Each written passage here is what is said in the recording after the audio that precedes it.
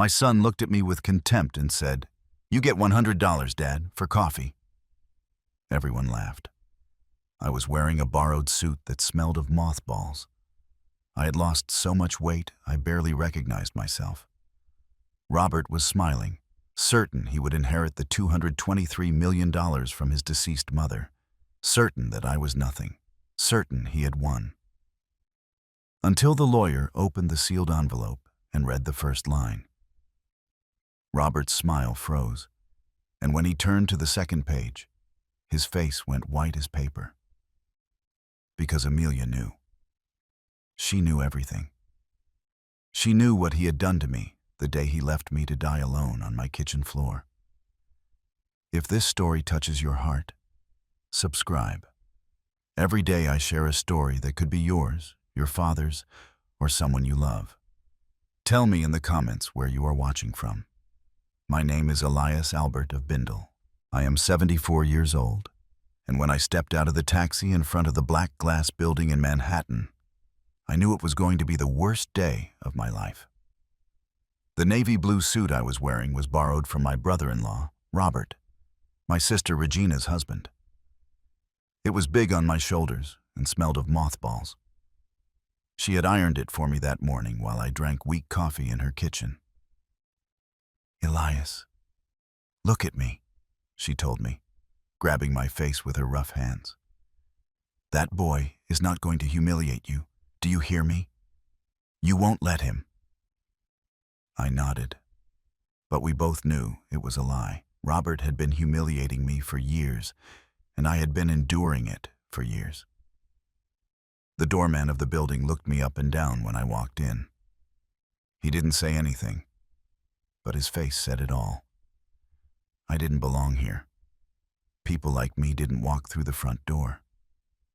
I gritted my teeth and walked toward the elevators with my head held high, though inside I was dying. On the 12th floor, Homer was waiting for me, sitting in one of those leather armchairs that looked more expensive than my 6 months' rent. He stood up when he saw me step out of the elevator. "Buddy, are you ready?" He put his hand on my shoulder. Homer is 68, with a construction worker's big hands and a loyalty I didn't deserve, but was thankful for every day. He lived in the apartment next to mine, in that old building in the Bronx, where the walls are so thin you can hear everything. He was the one who found me lying on the floor when I had the heart attack last year. He was the one who called the ambulance. He was the one who visited me in the hospital every day. If that jerk treats you badly, let me know. I'll go in there and knock him senseless. I don't care. I smiled, but it was a sad smile. "You can't go in, Homer. Immediate family only." He looked at me with those eyes that had seen everything in life. "I'm more family to you than that son of yours." And he was right. But blood is blood, even if that blood is killing you inside. The receptionist pointed me toward a frosted glass door down the hall. "Office 3, they're waiting for you now." The "now" sounded like a reproach. I was 5 minutes late because the taxi had gotten lost. I took a deep breath. I knocked on the door and walked in. The air conditioning hit my face like a punch. The office was huge, all glass and steel, with a view of the city that made you feel small. And there they all were. Robert, at the head of that giant dark mahogany table, in a perfectly fitting gray suit, checking his phone as if I hadn't just walked in. Sophia, his wife, to his right, in a black dress that showed her crossed legs and those sunglasses she never took off. Mrs. Catherine, the mother-in-law, on the other side, with perfectly styled hair and a gold cross hanging from her neck. Paige, Amelia's stepdaughter, sat further away, with a serious face and her hands on the table. And Armand Soto, the attorney, a man with a white mustache and an impeccable suit, stood by the head of the table. "Mr. Elias, come in. Take a seat."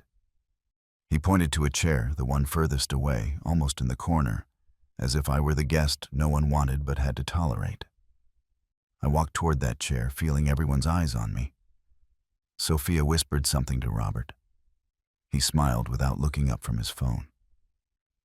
Mrs. Catherine took a tissue from her purse and brought it to her nose, as if my presence smelled bad.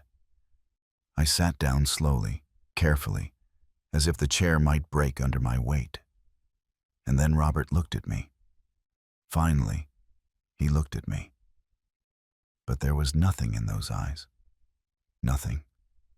Not love, not hatred, not even contempt. Only emptiness. As if I were a stranger, a task he had to endure. I remembered when he was 5 years old and fell off his bicycle in the park. Blood was running down his knee, and he cried as if the world was ending. I picked him up. I hugged him. I told him everything was going to be fine. "Don't let go, Dad. Don't ever let go." And I promised I never would. But he let go of me. A long time ago. Attorney Soto opened a folder and was about to speak when Robert raised his hand. "Before we start, I want to clarify something." He leaned back in his chair, put his hands on the table, and looked at me with that smile I knew. The smile of the one who had already won. "You get $100, Dad. For coffee." He said it calmly, almost kindly, as if he were doing me a favor. Sophia let out a laugh she tried to cover with a cough. Mrs. Catherine shook her head. "Poor thing," she murmured, but I didn't know if she was talking about me or Robert. I felt the blood rush to my face. My hands were shaking. I wanted to get up. I wanted to yell at him. I wanted to ask him when he had become this. But I did nothing. I just clenched my hands on my knees until my knuckles turned white. And I thought of what Regina had told me that morning. Don't let them humiliate you. But it was too late. They had already done it. Sophia leaned toward Robert and whispered something in his ear. Whatever she said, it made him laugh again. Then she turned to me. She lowered her dark glasses to the tip of her nose and said with that sweet voice she used when she wanted to be cruel, "Oh, Mr. Elias, I thought you weren't going to come. Did you have enough for the taxi or did you have to walk?" Robert laughed louder. Mrs. Catherine sighed deeply and said, looking at the ceiling, "What a shame, truly. This should be private. A family matter, shouldn't it? I don't understand why he has to be here." She pointed at me with her finger as if I were a piece of furniture out of place. Paige looked at them with something akin to disgust, but said nothing. She just lowered her gaze. And I remained sitting there, in that borrowed suit that smelled of mothballs, feeling every word bury me deeper and deeper. But something inside me, something small and almost extinguished, told me to wait. That this wasn't over yet. Attorney Soto cleared his throat, loudly, as if to restore order. "If you'll allow me, we can begin." He opened a large manila envelope, sealed with a red wax seal. Amelia's seal. I recognized that seal immediately. It was the one she used for important things. I had only seen it twice in my life. When we signed the deed for our first house, and when we signed the divorce papers. The attorney turned the envelope so we could all see the date written by hand in blue ink. April 13th, 2025. 3 months before she died. The silence in the office changed. It was no longer a mocking silence. It was a tense silence. Robert put his phone down on the table. Sophia took off her dark glasses. Mrs. Catherine straightened up in her chair. Everyone was looking at that envelope as if it were a bomb about to explode. And me? I just breathed. Slow, deep, because something told me Amelia had done something. Something none of them expected. The attorney broke the seal with a silver letter opener. The sound was dry, like a snap of fingers. He took out several papers, all perfectly folded, with official stamps and signatures at the bottom. He adjusted his glasses on his nose and began to read in a clear voice, without rushing. I, Amelia Cristina Fuentes, widow of Hayes, in full use of my mental faculties and without any coercion, declare as my last will the following. He paused. He looked at Robert, then at me, and continued. My total estate valued as of today amounts to 178 million United States dollars, distributed in properties, stocks, long-term investments, and national and international bank accounts. 178 million. My God. I had no idea Amelia had accumulated so much. Robert smiled, that wide smile full of white, perfect teeth. Sophia squeezed his hand. Mrs. Catherine sighed in relief. And me? I only thought about how hard Amelia had worked to get there, how much she had fought, and how much it hurt me not to have been by her side when she achieved it. But then, the attorney said something that made the temperature in the room drop 10 degrees.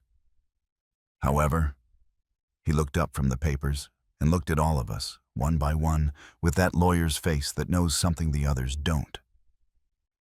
However, Mrs. Amelia stipulated certain specific conditions that must be compulsorily met before any delivery, transfer, or assignment of the inheritance. Robert frowned. Conditions? What conditions? His voice sounded annoyed, as if someone was wasting his time. The lawyer did not answer him. He kept reading. These conditions are irrevocable, verifiable by documentary and testimonial evidence, and their non-compliance will result in the total or partial loss of the assets assigned to the corresponding beneficiary. Sophia let go of Robert's hand. Mrs. Catherine opened her mouth, but said nothing. Paige leaned forward, her eyes wide, and I felt something loosen in my chest, as if after a long time I could breathe a little better. Robert tried to remain calm, but I saw his legs start moving under the table, that nervous tic he had since he was a child. Well, all right. And what are these conditions? He tried to sound casual, as if he didn't care, but his voice came out a little higher than normal. Attorney Soto did not answer immediately. First he flipped a page, then another, then one more. He was looking for something specific. The silence became unbearable. Paige bit her lip. Sophia fiddled with her ring. Mrs. Catherine took out her rosary and began passing it through her fingers. And I remembered something. That call. 2 months before she died, Amelia had called me at the hospital. I had just gotten out of intensive care.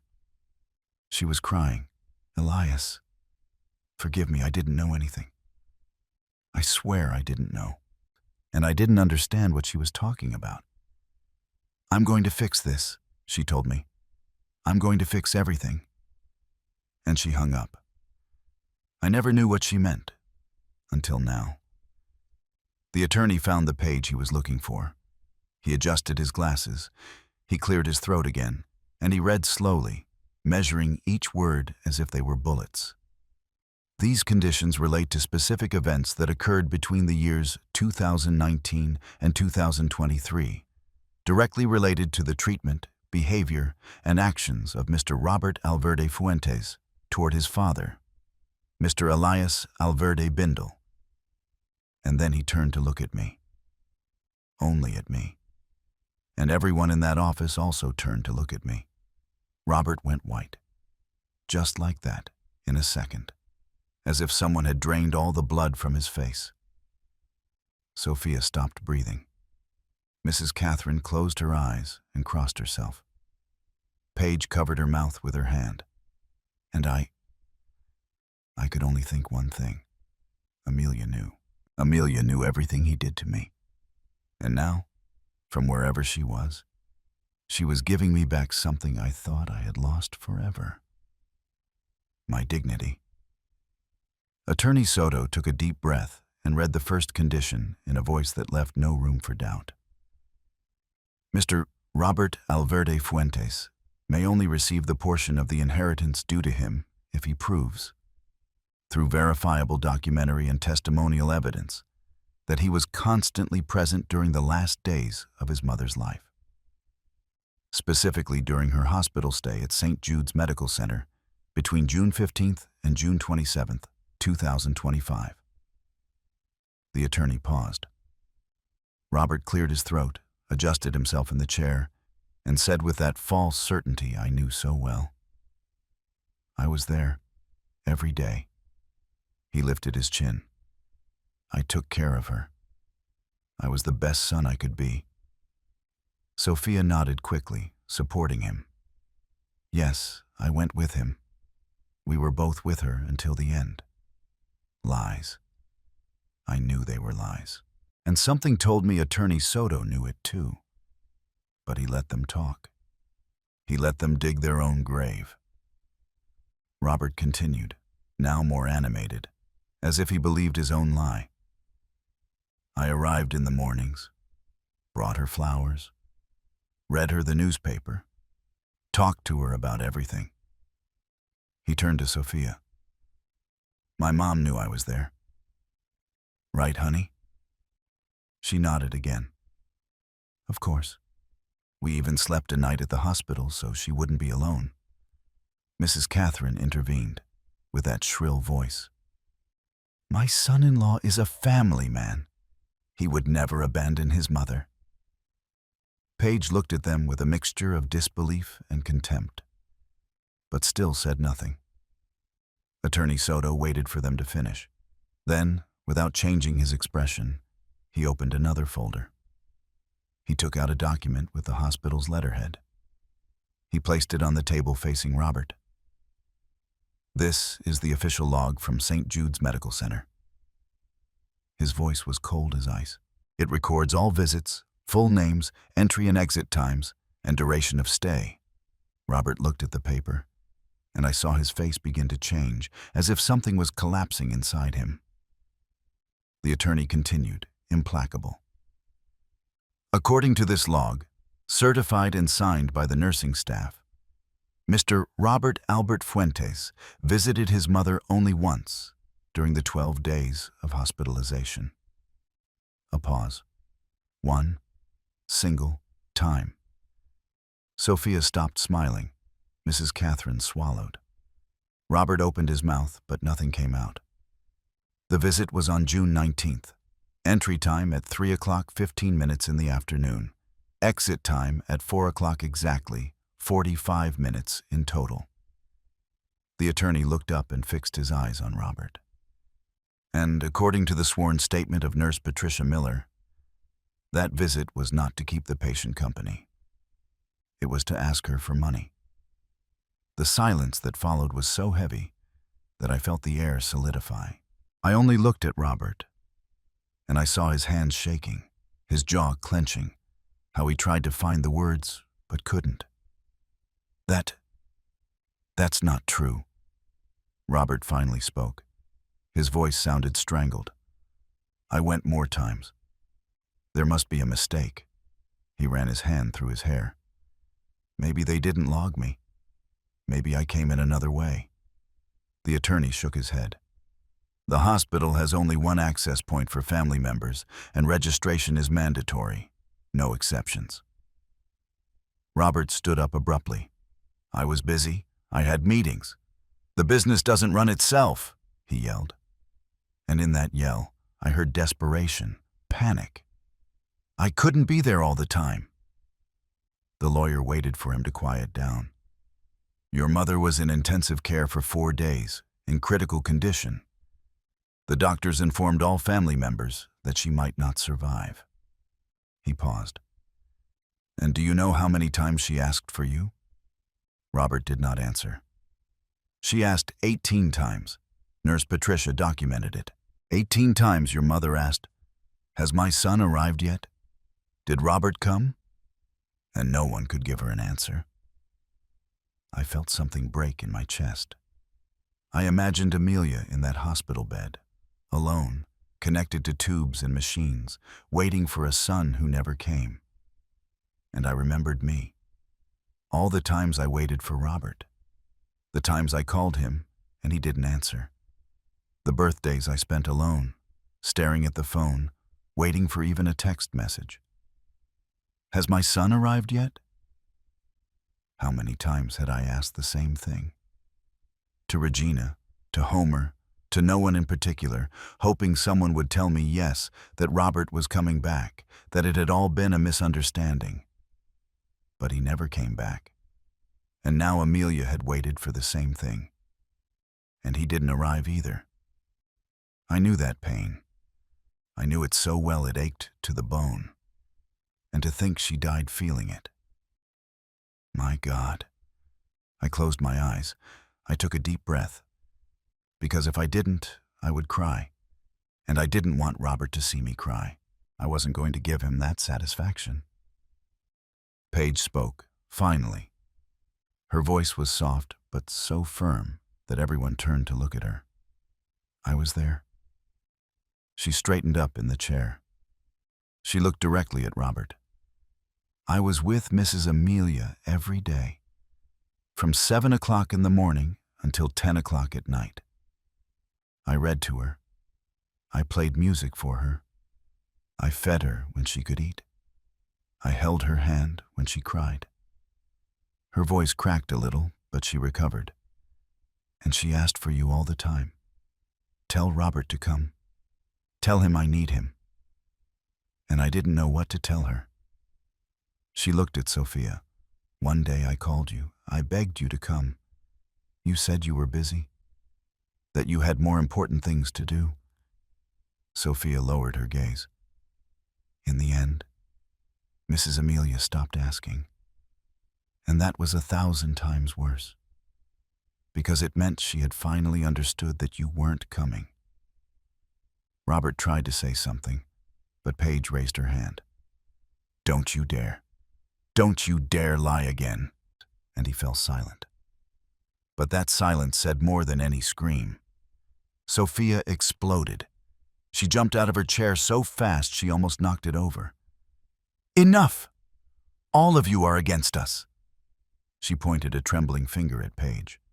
You married into this family only for the money. You're an opportunist. You manipulated Amelia to get everything. Paige looked at her without moving, without screaming, without even defending herself. Mrs. Catherine pulled Sophia by the arm. Calm down, honey. You're making a fool of yourself. But Sophia didn't calm down. No, this is a trap. It's all planned to humiliate us. She turned to the lawyer. You're in on this too. I bet Paige paid you to manipulate the will. The attorney didn't even blink. Madam, I suggest you sit down and remain silent, or I will have to ask you to leave the room. Sophia was breathing heavily, her hands clenched into fists. Robert pulled her down. Sit down, he said through clenched teeth. And she sat. But the rage was oozing out of her pores. And the fear, too. Attorney Soto picked up another document. In addition to the hospital log, I have a sworn statement from Ms. Norma Castillo, Mrs. Amelia's personal secretary for 20 years. I knew Norma, a serious woman with gray hair and thick glasses. Amelia confided everything to her. In her statement, Ms. Castillo affirms that Mr. Robert Alverde visited his mother a total of 3 times in the last 2 years. The attorney read directly from the paper. First visit, March of 2023. He requested $50,000 to invest in a business. Second visit, November of 2023. He requested $30,000 to pay debts. Third visit, June of 2025, hospital. He requested $20,000 for urgent expenses. He looked up. On none of these visits did Mr. Robert ask about his mother's health, well-being, or needs. Robert's gaze was fixed on the table. He said nothing now. He couldn't defend himself anymore. Because the truth was there, black and white, signed and certified. The attorney closed the document with a dry thud. He took off his glasses. He wiped them with a white handkerchief. And he announced what we were all waiting for. Therefore, by not complying with the first condition stipulated in the will of Mrs. Amelia Cristina Fuentes, widow of Hayes, Mr. Robert Albert Fuentes irrevocably loses 40% of his inheritance. He paused to let the words sink in. This is equivalent to $71 million, which will be redistributed according to the subsequent provisions of the will. $71 million. Just like that. In a second. Robert froze. Sophia put her hands to her face. Mrs. Catherine muttered something that sounded like a prayer. Paige lowered her gaze. And I didn't feel joy. I didn't feel revenge. I only felt sadness. A deep sadness for everything that had been lost. For the son my son could have been, and for the mother who died waiting. Robert slowly stood up, as if his legs weighed tons. He put his hands on the table and looked at the attorney with red eyes. This can't be happening. His voice was a hoarse whisper. That $71 million is mine. It's mine.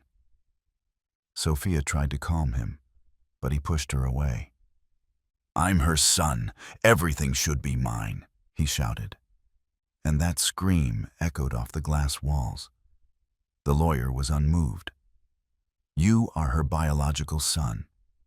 But you failed to fulfill your role as a son, and your mother knew it. Robert slumped back into the chair, covered his face with his hands, and for a moment I thought he was going to cry. But he didn't cry. He just breathed fast, as if he were drowning. Sophia put her hand on his back. Mrs.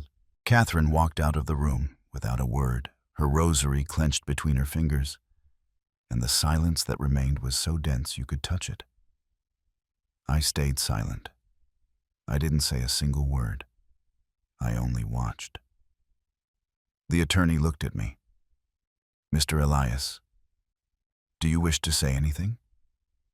I shook my head. Not yet.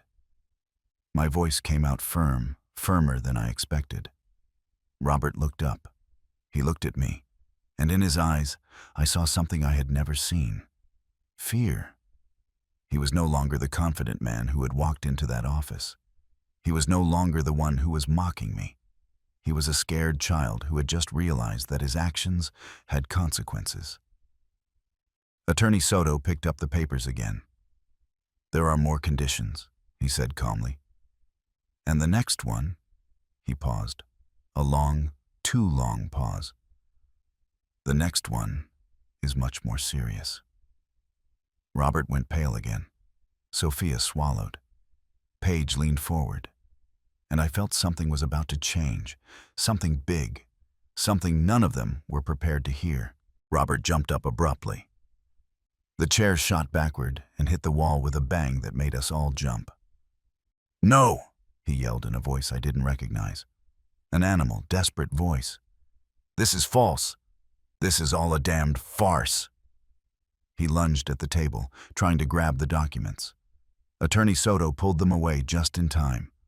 That will is falsified. My mother would never write something like that. Paige stood up, startled. I stayed seated, my heart pounding so hard I thought everyone could hear it. Robert took out his phone with trembling hands. He dialed a number. Mendez, get here now. Empire State Building, 12th floor, Office 3, now. He hung up and looked at us all with pure hatred. You'll see. My lawyer is going to destroy this lie. Sophia had walked back in, drawn by the screams. She stood at the door, pale. Attorney Soto remained calm, his hands crossed on the table as if he had seen this scene before. Not even 10 minutes passed before the door burst open. A tall man walked in, about 50, in an impeccable black suit and carrying a leather briefcase. He had that shark-like air that expensive lawyers have. Dr. Ernest Mendez, he introduced himself without greeting anyone. He went straight to Attorney Soto. My client informs me that there are irregularities in this probate process. His voice was hard, professional, threatening. Soto was unperturbed. There are no irregularities, colleague. Mendez let out a dry laugh. I'm going to need to see all the documents, now. He slammed his briefcase on the table. Mendez reviewed them quickly, too quickly, looking for something, anything. This will was modified very close to the date of death. That is highly suspicious, he pointed with his finger. Furthermore, my client informs me that Mrs. Amelia was on heavy medication that may have affected her judgment. Attorney Soto smiled. It was a small but devastating smile. Are you questioning the legal validity of this will, Dr. Mendez? Mendez straightened up, adjusting his jacket. Exactly.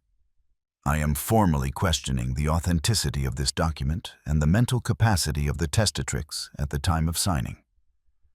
Robert nodded behind him, arms crossed, as if he had just won a battle. In addition, Mendez continued, I have reason to believe there was undue influence by third parties. He looked directly at me, particularly from Mr. Elias Alverde, who clearly had a financial interest in manipulating a sick woman. I felt the rage rising in my chest. I was about to stand up, but Paige put a hand on my shoulder. It's not worth it, she whispered. Attorney Soto slowly stood up. Very well, Dr. Mendez. If you formally question the authenticity of these documents, he took out his phone, then I think the best thing is to call the appropriate authorities to authenticate everything. How does that sound? Mendez hesitated for a second, only a second. But it was enough. The authorities? Robert approached his lawyer. What do you mean, the authorities? Attorney Soto was already dialing. I mean the NYPD and a forensic expert in legal documents. He spoke into the phone in a clear voice. Yes, this is Attorney Armand Soto. I have a situation that requires official verification. 10631, Broadway, 12th floor. He hung up and looked at all of us. They will arrive in 20 minutes. Mendez swallowed. That won't be necessary. I was only... Soto interrupted him. No, doctor. You alleged forgery. That is a serious felony. So we are going to verify every signature, every seal, every date of this will with official experts. He turned to Robert. And since we're going to have the police here, we'll take the opportunity to verify some other things as well. His tone of voice changed. It became darker. Things your mother documented, just in case. Sophia slumped into a chair. Robert went white. The 20 longest minutes of my life. No one spoke. Robert paced back and forth like a caged animal. Mendez nervously checked his phone. Sophia bit her nails. Paige looked at me with concern, and I just kept thinking, what else did Amelia leave? What else did she know? When there was a knock on the door, we all jumped. 2 men in investigator jackets and badges walked in. One was older, with a gray mustache and a serious expression. The other was younger, with a laptop under his arm. Attorney Soto, the older one said, shaking his hand. Inspector Vargas, this is Agent Morales. Behind them walked in a woman of about 40, with a briefcase and glasses. Forensic expert, Dr. Lucy Herrera. Inspector Vargas looked at everyone. Who requested the verification? Soto raised his hand. I did. And this gentleman? He pointed to Mendez. He accused forgery of testamentary documents. The inspector's eyes narrowed. That is a very serious accusation, Doctor. Herrera opened her briefcase on the table. She took out magnifying glasses, special lamps, some kind of portable scanner. She began to examine the documents in absolute silence. No one dared to breathe heavily. After what seemed like an eternity, she looked up. The signatures are authentic. The ink corresponds to the declared date. The notary seals are in order. She looked at Mendez. There is no evidence of forgery. Robert held his head in his hands. No, it can't be. Inspector Vargas took notes. Is there anything else that needs verification? Attorney Soto nodded. Yes. Mrs. Amelia left additional material in a safe deposit box. He turned toward the door. With your permission, he left the office. He returned 5 minutes later with 2 building security guards. Between the 3 of them, they were carrying a heavy metal strongbox the size of a large suitcase. They placed it on the table with a dull thud that made the water glasses shake. The strongbox was dark gray, with a digital lock on the front. It had dents, as if it were very old. Attorney Soto took a paper from his folder. Mrs. Amelia left specific instructions. He read aloud. This strongbox should only be opened if my son Robert questions the validity of the will. Robert took a step back. She also left the access code. Soto approached the strongbox. His fingers rested on the numeric keypad. The code is... He began to dial. 1, 2, 3, 1, 9, 5, 3. My birth date. December 31st, 1953. Robert saw it. He understood. His legs buckled and he had to lean against the wall. No. The strongbox emitted a click. Soto slowly lifted the lid, and what was inside made us all gasp. USB drives, at least 6, each labeled with dates. Sealed letters, some yellowed, and at the bottom, wrapped in a black cloth, a handgun. What the heck is that? Sophia screamed, pointing to the weapon. Inspector Vargas put on latex gloves and carefully took it out. .38 caliber handgun. Unloaded. He sniffed it. Hasn't been fired recently. He placed it on the table. We all looked at it as if it were a live snake. Why did my mother have a gun? Robert asked in a trembling voice. All the color had left his face. He looked like he was going to faint. Attorney Soto took another letter from the strongbox. He opened it. He read in silence first. Then he looked up and looked Robert straight in the eyes. Because she was afraid. He let the words hang in the air. She was afraid of you, Mr. Robert. The silence that followed was brutal. Sophia let out a moan. Paige covered her mouth. Dr. Mendez closed his briefcase. I believe my client no longer requires my services. And he left the office without looking back. Coward. Inspector Vargas took one of the USB drives. With your permission, attorney. Soto nodded. Agent Morales opened his laptop and connected the device. The screen lit up. There was only one file, a video. Shall we play it? Morales asked.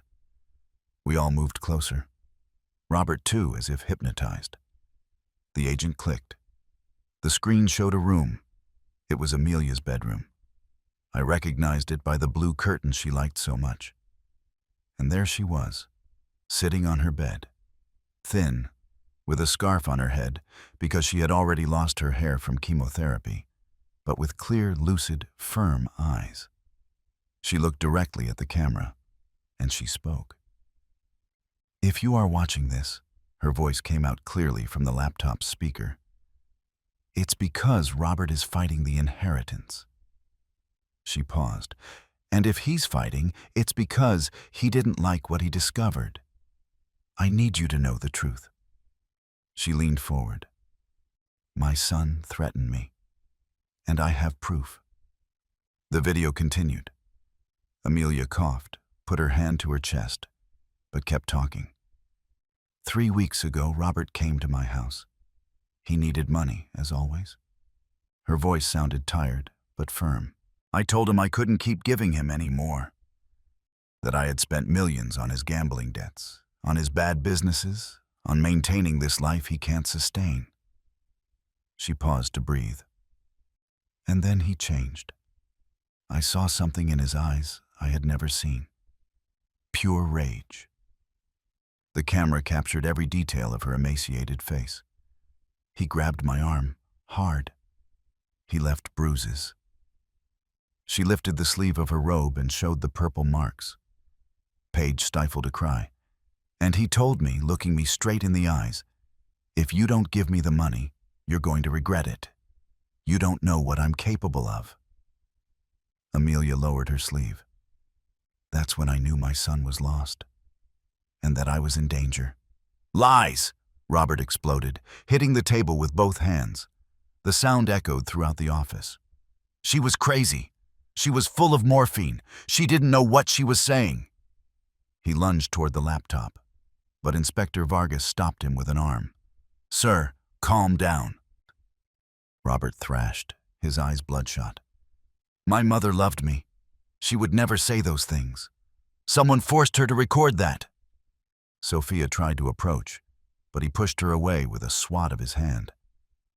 This is all a trap, a bloody trap. Agent Morales paused the video.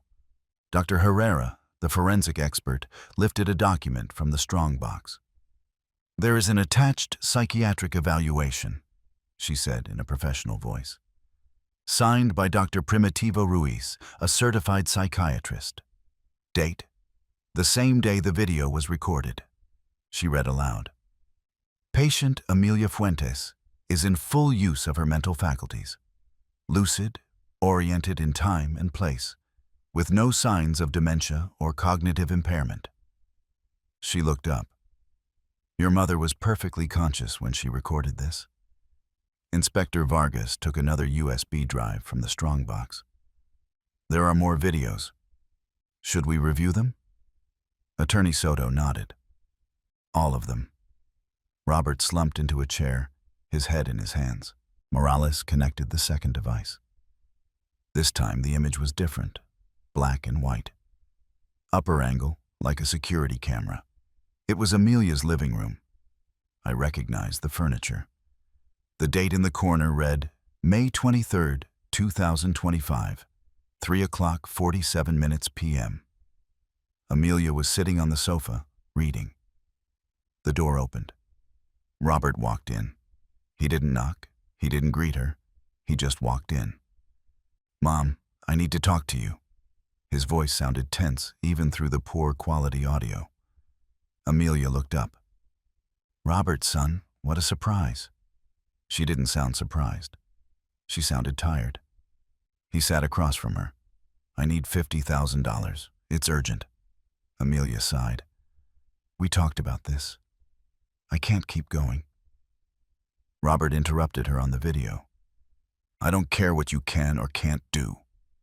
His voice rose in volume. He stood up. I'm your son. You owe me. Amelia shrank into the sofa. Robert, please calm down. But he didn't calm down. He approached her, leaning in until their faces were inches apart. And then he screamed, so loud that the audio on the recording distorted.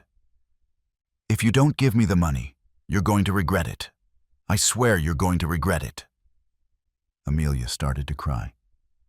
Quiet, frightened sobs. Robert turned his back on her and left, slamming the door. The camera kept recording. Amelia stayed there, alone, crying, hugging herself. The image froze. In the office, no one breathed. I felt as if someone had reached into my chest and was squeezing my heart. Paige was crying silently. Inspector Vargas wrote quickly in his notebook. And Robert. Robert stared at the screen with wide eyes, as if he were seeing a ghost. The office door burst open. It was Sophia. She had returned. Mrs. Catherine had called her, surely. She ran in, hair messy, makeup smeared. What's going on? They told me there were police. She stopped when she saw the laptop, the frozen image of Amelia crying, the open strongbox, the gun on the table. No. Her voice came out as a whisper. Inspector Vargas looked at her. You? Sophia slowly sat down, her eyes fixed on the screen. Agent Morales took out another USB drive. This one was labeled Audio, Phone Call, March 20th, 2024. My birthday. The day of the heart attack. Morales connected it. This file was recovered from Mrs. Amelia's phone. She had an automatic call recording application. He pressed play. Sophia's voice was heard. Clear, unmistakable. "Hello? Carla?" A woman's voice answered. "Yeah, honey, what's up?" Sophia sighed. "Nothing. The father-in-law calling again." Laughter. Both women laughing. "The old man still bothering you?" the woman named Carla asked. "Yeah, what a nuisance. Always with the same thing. That he feels sick, that he needs help, blah, blah, blah." More laughter. I closed my eyes. I knew what was coming. I felt it. "That old man won't last long," Sophia said in a carefree voice, like someone talking about the weather. "Between the medicine he's taking and how old he is, he'll die any day now." Carla laughed. "And you inherit, right?" Sophia lowered her voice, but the microphone caught everything. "Not directly from him, but Robert is an only child. When his mother-in-law dies, it's all ours. And the faster the old man goes, the fewer problems." A pause. "Let him die alone. It's not like anyone is going to miss him." The audio ended. Sophia had turned white as a sheet of paper. She got up, staggering. That's not me." Her voice trembled. "That's edited. Manipulated." Inspector Vargas shook his head. "The file has a digital certification. It has not been altered." Sophia backed away toward the door. I have to go. I have things to do." Agent Morales blocked her way. "Madam, you cannot leave." Sophia tried to push him, but he didn't move. "Get out of my way," she yelled. The inspector stood up. "Mrs. Sofia Alverde, I need you to sit down. There is an open investigation now, and you are a person of interest." Sophia looked at Robert, seeking help. "Robert, say something. Defend me." But Robert wasn't looking at her. His gaze was fixed on the floor, his jaw clenched. Sophia collapsed into the chair. "This can't be happening," she murmured. "This can't be happening." I slowly got up.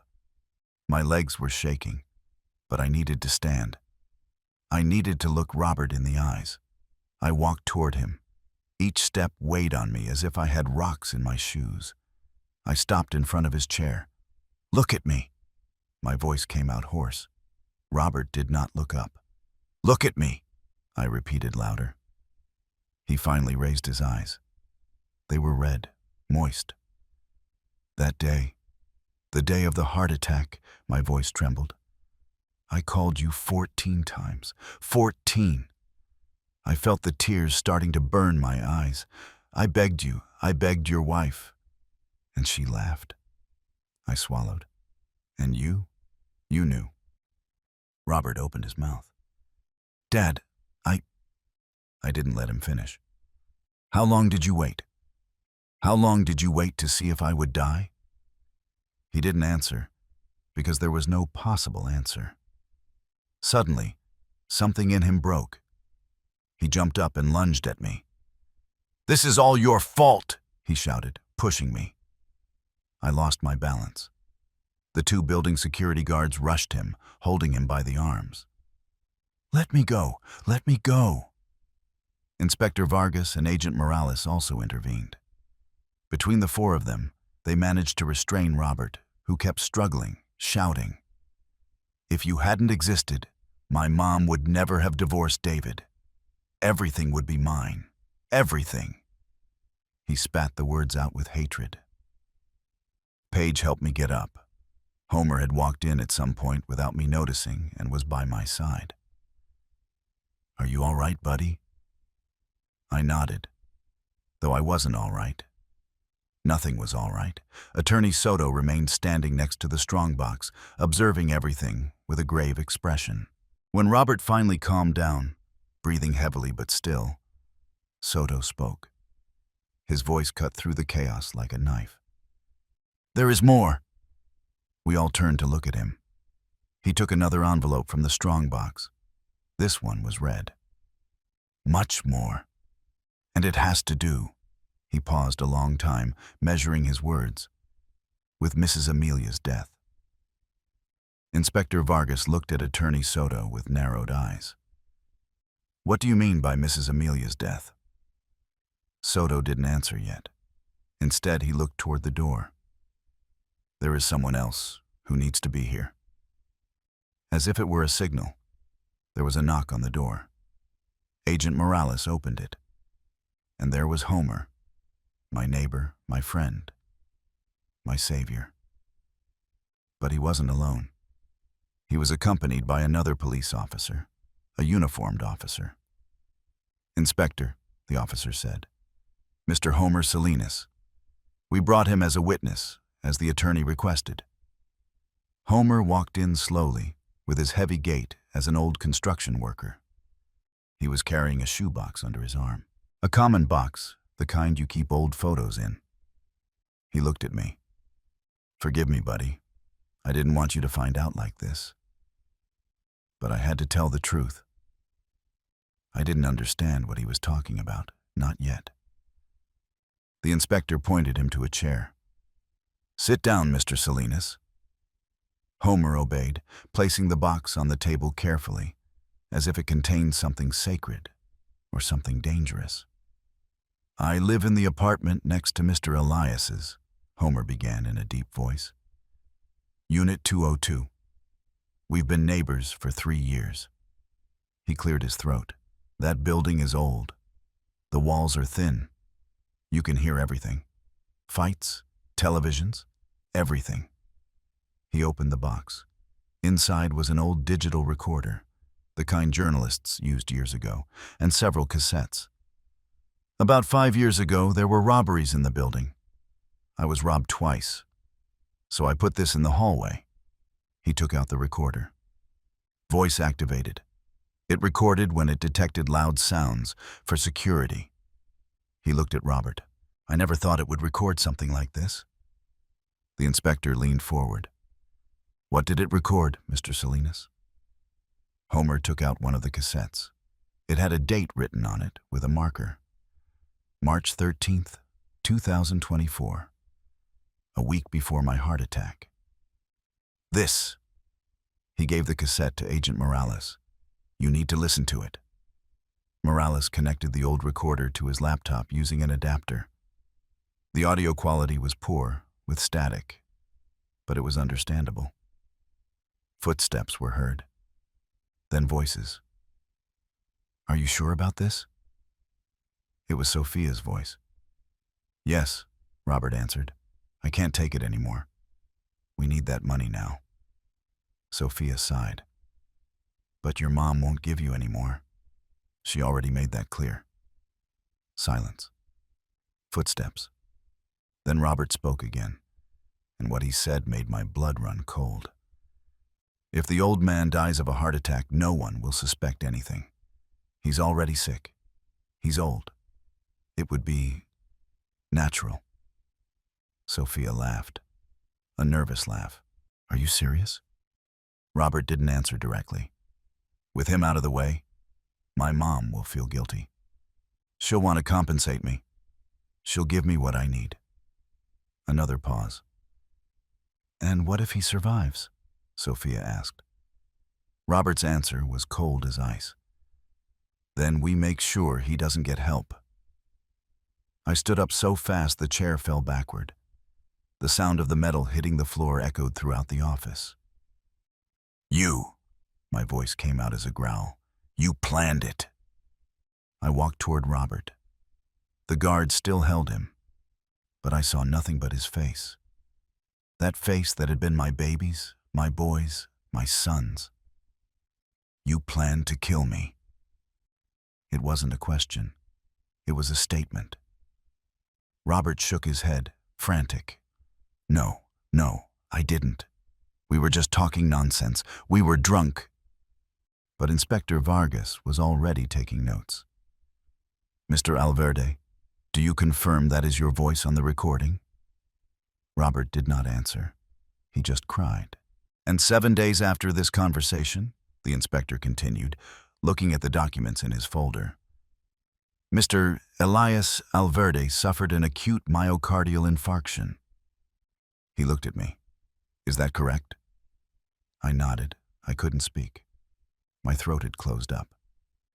And your son was contacted 14 times. No response.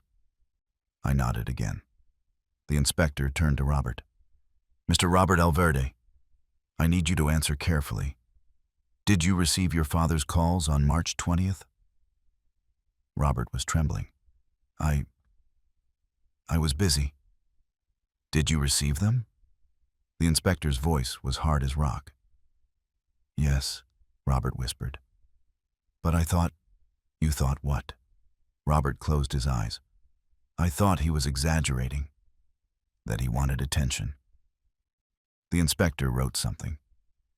And the call to your wife? Did you know about that one? Robert opened his eyes. He looked at Sophia. She was shaking her head, crying. I didn't know, Robert lied. But Agent Morales took out another document. We have the call log from Mrs. Sophia's phone. 3 minutes after Mr. Elias's call, there is a 2-minute outgoing call to Mr. Robert's number. Sophia stopped denying it. She lowered her head. And Robert couldn't lie anymore. The guards let go of him. There was no point in holding him anymore. He wasn't going to attack anyone. He had no strength left. He slumped into the chair, defeated. Paige stood up abruptly. Her face was red, her hands clenched into fists. Mrs. Amelia knew. Her voice came out as a scream. She told me. Everyone turned to look at her. A month before she died, she called me to her room.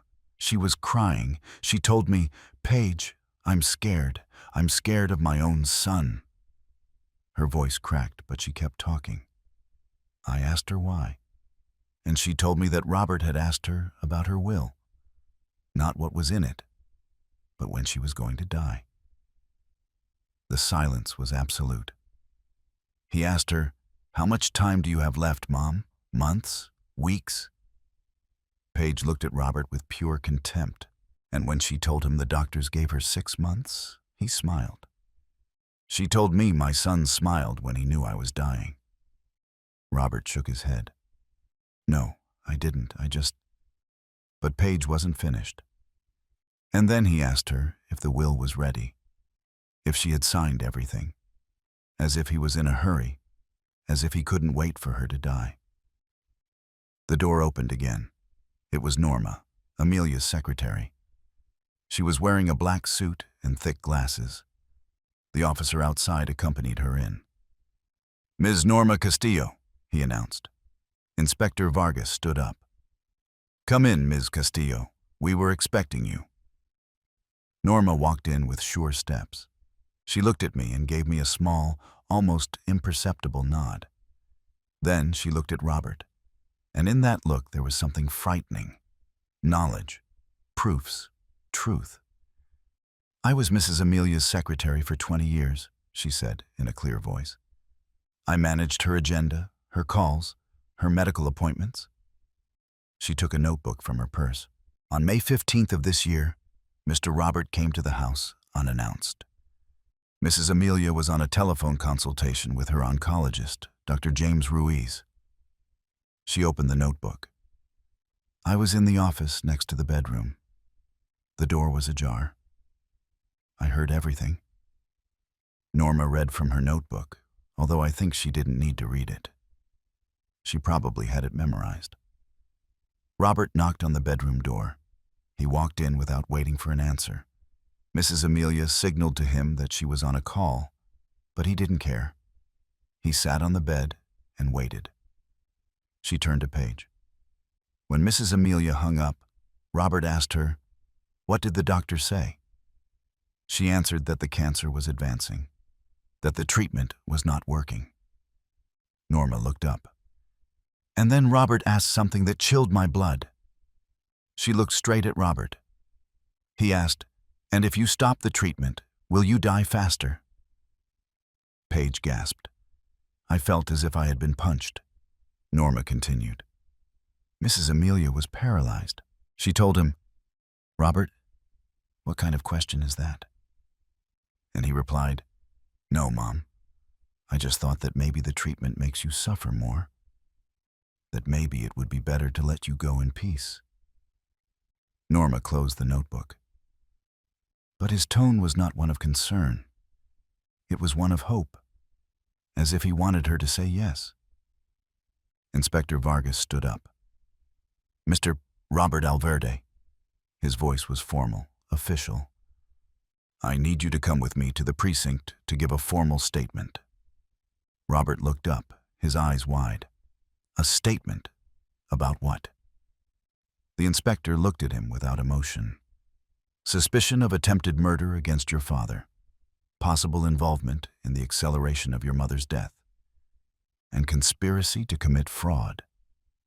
Sophia jumped up, screaming, "You can't arrest him! He didn't do anything. This is all lies." Agent Morales approached her. "Madam, you also need to come in for a statement." Sophia tried to run, but Morales grabbed her arm. "Let go of me. You have no right." The two guards helped Robert up. He didn't resist. He just looked at me. And in that look, there were so many things. Fear, regret, hatred, love, all mixed up. "Dad," he said. Just that. "Dad?" I didn't answer. I couldn't. "And if you're listening to this story now, wherever you are," the narrator interjected, "I want you to know that your support means everything to me. Leave a comment below about where you are listening from. Sometimes, knowing I'm not alone in this gives me strength to continue." "Wait." Attorney Soto's voice stopped everyone. The guards released Robert. Inspector Vargas turned around. "What is it, attorney?" Soto took out the red envelope he had mentioned earlier. "Before you take Mr. Robert, there is something that must be read. These are direct instructions from Mrs. Amelia." He opened the envelope carefully. Inside was a handwritten letter on thick, ivory-colored paper. Amelia's handwriting filled both sides of the sheet. Soto looked at me. "Mr. Elias, this letter is for you." But Mrs. Amelia requested that it be read aloud, in front of everyone present, before any arrest. I felt my legs weaken. Homer helped me sit down. The attorney began to read. "Elias, my love, if you are listening to this, it means they discovered the truth about Robert." He paused. "And now you have to make the most difficult decision of your life." The attorney continued reading in a measured voice, giving weight to every word. "I know what my son did, or tried to do, and I know that you, with that noble heart you always had, will want to forgive him. Because that is who you are." I closed my eyes. Amelia knew me. Even after so many years, she knew me better than anyone. "But I need to tell you something before you decide."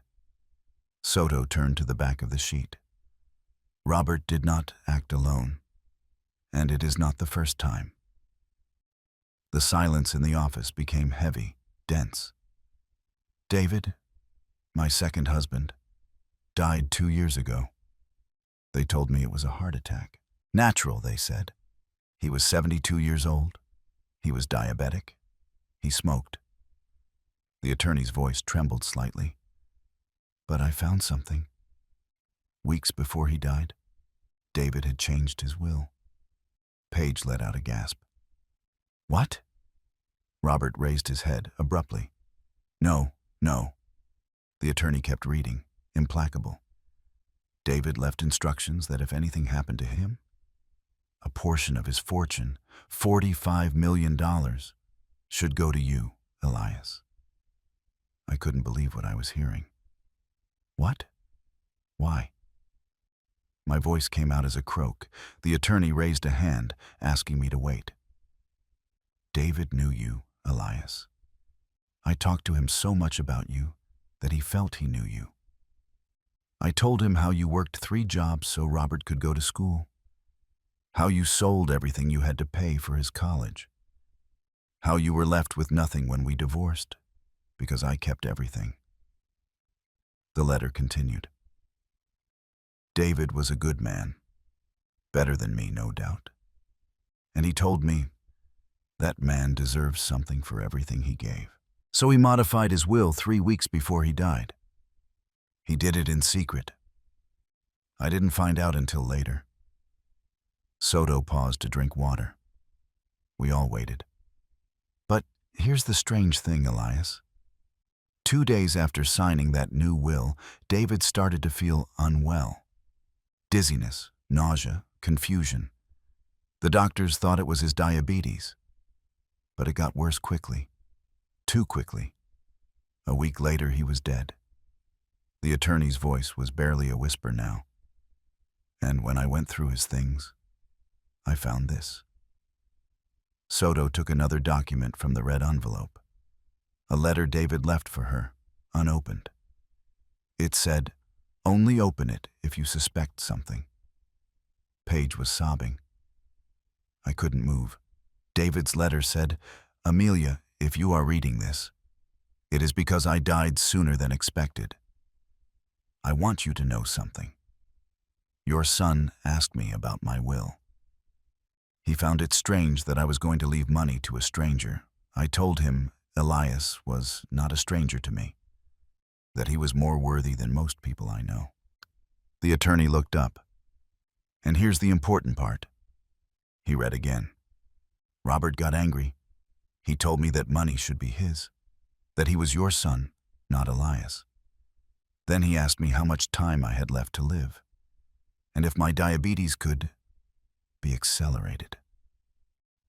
Inspector Vargas stood up abruptly. "What did he say?"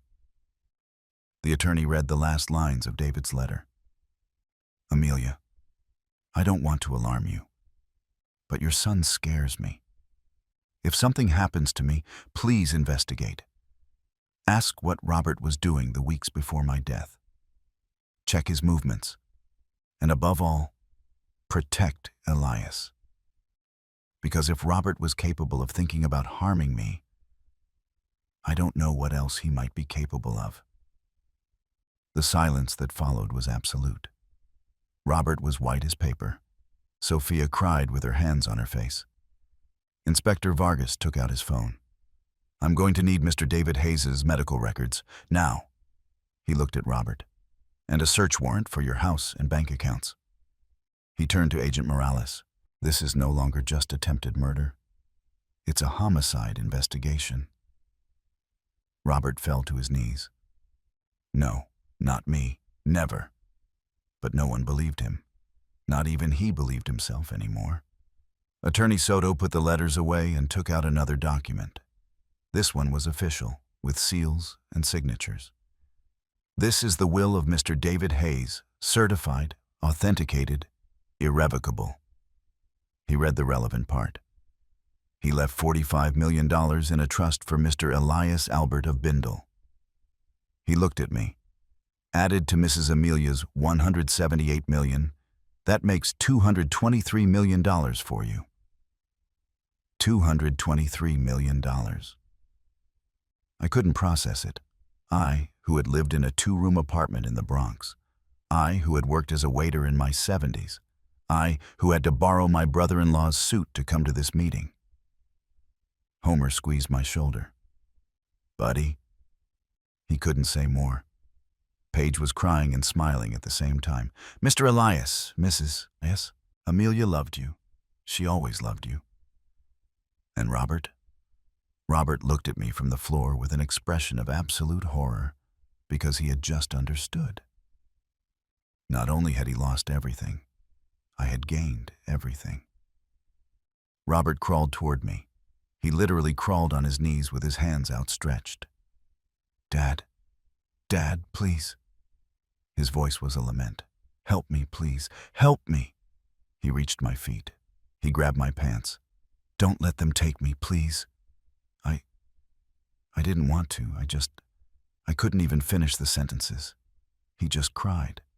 Snot, tears, all mixed up. "Dad, you're good. You've always been good. forgive me, and help me." Sophia screamed from where she was. "Elias, please, he's your son, your only son." Inspector Vargas looked at me. His expression was neutral, but there was something in his eyes. Curiosity, perhaps, or respect. "Mr. Elias," he said formally, "I need you to answer one question." I straightened up in the chair. "Do you file formal charges against your son, Robert Alverde Fuentes, for attempted murder?" The question hung in the air like a death sentence. Everyone looked at me. The inspector, Agent Morales, Dr. Herrera, the guards, Page, Homer, Norma, Attorney Soto, Sophia, and Robert, my son, at my feet, clinging to my legs like when he was 5 years old and had nightmares. "Dad, don't let go of me, don't leave me."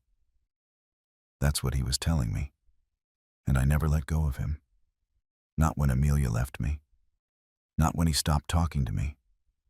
Not when he humiliated me in that restaurant. Not when he left me to die alone on my kitchen floor. I never let go of him, because he was my son. I looked at the inspector. I opened my mouth. The words weighed like stones. Robert squeezed my legs tighter. "Please," he whispered. "Please." And I remembered everything. His first step, his first word. "Dad." The day I held him in the hospital, newborn, and promised him that I would always protect him, that I would never leave him alone, that I would never abandon him, even when he abandoned me. I took a deep breath, and I answered, "No." My voice came out stronger than I expected. Robert raised his head, his eyes full of hope. The inspector frowned. "You are not filing charges?" I shook my head. "No, not yet." Robert let out a sob of relief, but I wasn't finished. I leaned forward, looking my son straight in the eyes. "Not yet, because first I need answers." My voice was trembling, but not with fear, with rage contained for years. "I need you to tell me why. Here, now, in front of everyone." Robert blinked, confused. "Why what?" I stood up. He had to let go of my legs. "Why did you hate me so much? Why did you want to see me dead? Why did your own mother have to have a gun in her house because she was afraid of you?" My voice rose in volume. "Why, Robert? What did I do to you? What the hell did I do to you to deserve this?" The silence that followed was deafening. And Robert? Robert was finally going to tell the truth. Robert slowly stood up. His knees cracked. His face was red, swollen from crying so much. He wiped his nose with the sleeve of his jacket, and then he exploded. "What did you do to me?" His voice came out as a roar. "Oh, you really want to know what you did to me?" He walked toward me with his fists clenched. The guards tensed, but the inspector stopped them with a gesture. "Let him talk." Robert stopped inches from my face. "You abandoned me." He spat out the words. "I was 12 years old. 12, and one day you came home and said you were leaving. That you didn't want us anymore. That you had met someone else." I blinked. "What? That wasn't true?" "None of that was true. You're pretending you don't know." Robert laughed, a bitter, broken laugh. "My mom told me." She sat me down on my bed and said, "Your dad is leaving, son. He met another woman. He's going to have another family. We're not important to him anymore." I felt as if someone had dumped a bucket of ice water on me. "That's a lie." My voice barely came out. "I never, ever said that." Robert continued, as if he hadn't heard me. "I cried all night. I waited for you. I thought you would come back. That you would say it was a lie." His voice cracked. "But you didn't come back. And my mom told me it was because you already had another family, that you had forgotten about us." He wiped his tears away with anger. "I waited for you to call on my birthday, at Christmas. Nothing." He grabbed my shirt. "Do you know what it's like to grow up thinking your dad traded you for another family? That you weren't worth enough for him to look for you?" I tried to speak, but he pushed me. "Years, Dad. Years of waiting. And you never called, never wrote, never came." The inspector intervened. "Mr. Robert, calm down." But Robert couldn't calm down. He was letting it all out. All the venom he had kept inside for decades. "That's not true. That's not true." Norma, Amelia's secretary, spoke from her place. "It is true, Mr. Robert," and Mrs. Amelia knew it. We all turned to look at her. She stood up, opening her purse. "I worked for your mother for 20 years, and I know exactly what happened." She took out a small key. "Mrs. Amelia gave me this before she died. She told me, yes, if Robert and Elias ever meet, give them this." She walked toward the strongbox that was still open on the table. She used the key to open a secret compartment in the bottom. Inside there were packets and packets of letters, hundreds, tied with rubber bands, organized by year. "These are the letters Mr. Elias wrote to you, Robert." She placed them on the table. The sound of the packets falling was like stones. "One every week for 18 years. Robert was paralyzed. That can't be. That..." Norma took one at random. She opened it. "Dear Robert, today's your 13th birthday. I hope you are happy. I miss you so much. Dad." Norma picked up another letter. "Son, today was your high school graduation. Your mom wouldn't let me go. But I was outside the school. I saw you walk out. You're so grown up. I love you. Dad." Another one. "Robert, I heard you got into college. I'm so proud. I wish you could read this. I wish you knew I never forgot you. Dad." Norma kept pulling out letters, reading fragments. Each one was a dagger in the heart. Robert fell to his knees again, but this time not out of fear, out of shock. "No. She told me that you..." Norma interrupted him. "Your mother intercepted all the letters. She kept them. She never gave them to you." She opened another packet. "And these are the legal requests Mr. Elias filed to see you. Official documents, dates, signatures. He tried to get joint custody 6 times. 6 times between your 12th and 18th birthdays." She looked at Robert harshly. "Your mother hired the best lawyers. Mr. Elias lost everything in those legal battles. That's why he became poor. That's why he had nothing. Because he spent everything trying to reach you." The letters were scattered on the table, hundreds of them. I looked at them as if they were ghosts. I wrote every week," I said in a broken voice. "Every damn week for years. And when you turned 18, I kept writing. Even though I was no longer legally obligated, I kept writing because you were my son." I looked at Robert. "Did you really believe I had abandoned you?" He couldn't speak. He just picked up the letters with trembling hands, opening them, reading fragments. His face changed with every word. Horror, sadness, confusion. "She told me..." His voice was barely a whisper. "She told me that you didn't want to know anything about me. That you had formed another family. That you had other children." I shook my head. "I never remarried. I never had other children. Just you. Always just you." Robert dropped the letters. He covered his face with his hands, and he cried. But this time it wasn't a cry of desperation.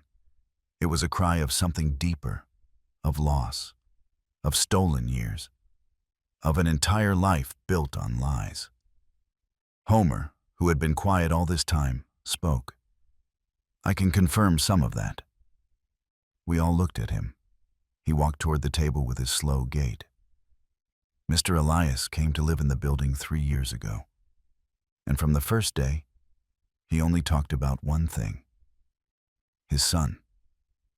He looked at Robert. He told me everything. The divorce, the legal battle, how he spent all his savings on lawyers, how he lost his house, his car, everything. He crossed his arms. He told me his ex-wife had connections, that she paid judges, that she forged documents saying Mr. Elias was dangerous. He took out his old phone. I have something here. Mr. Elias showed it to me one day when he was very drunk and sad. He searched the gallery. Here. He showed a photo. It was a legal document. A restraining order against me, signed by a judge. Date: 2007. This order said that Mr. Elias could not come within 200 yards of you, Robert, due to violent and threatening behavior. Homer looked at me. Were you ever violent with your son? I shook my head. Never. Not once. Norma intervened again. That order was bought. Mrs. Amelia confessed it to me before she died. She took more papers from the strongbox. She paid $50,000 to a corrupt judge. She falsified statements.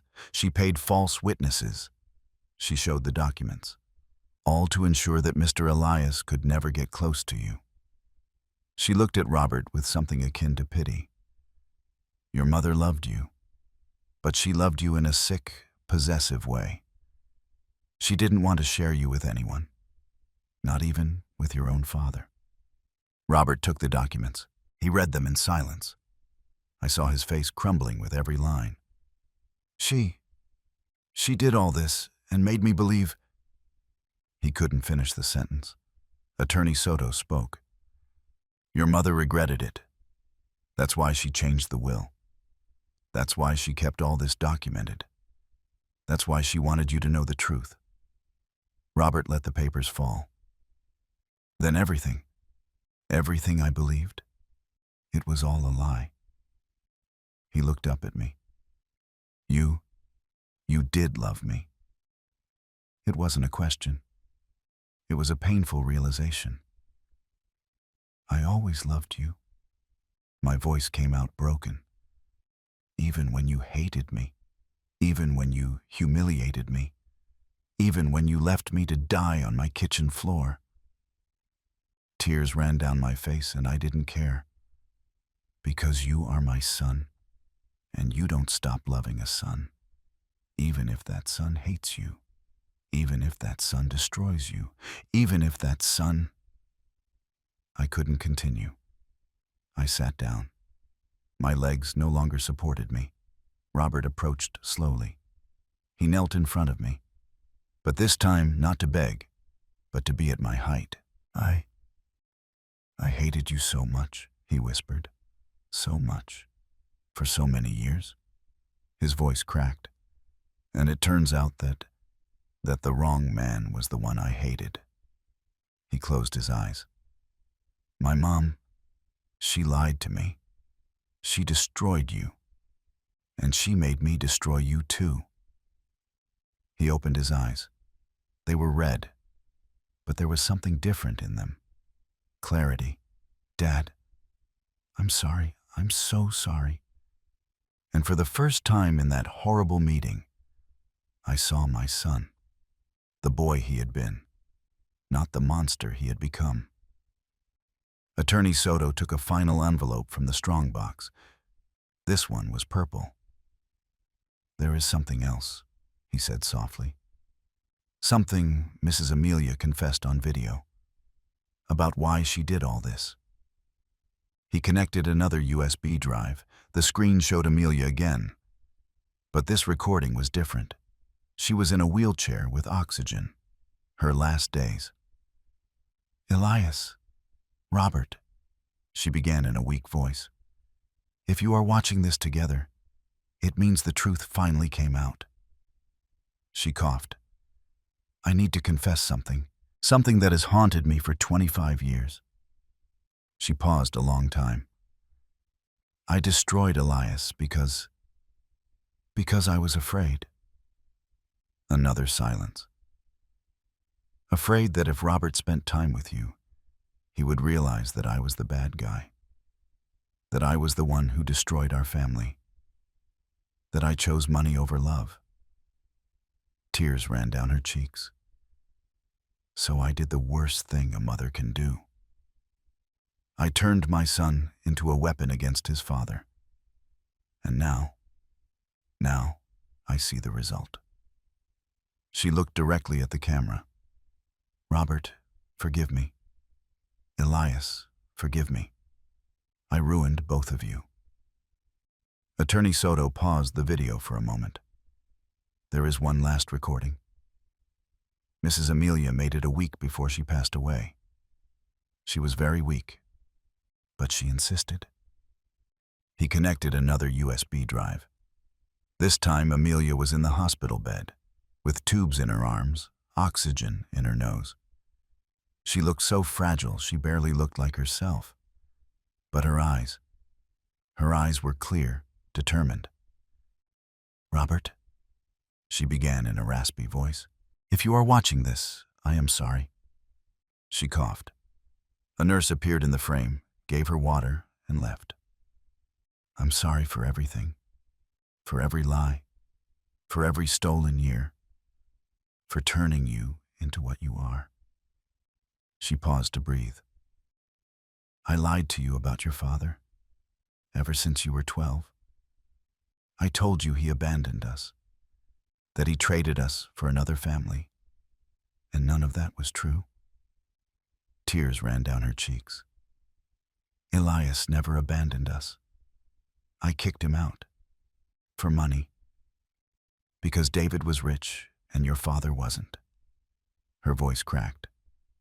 And I ruined your life for that. I ruined all 3 lives. Amelia continued in the video. Every word cost her more effort. When your father tried to see you, when he looked for you, when he fought for you in court, I prevented him. I paid judges. I falsified documents.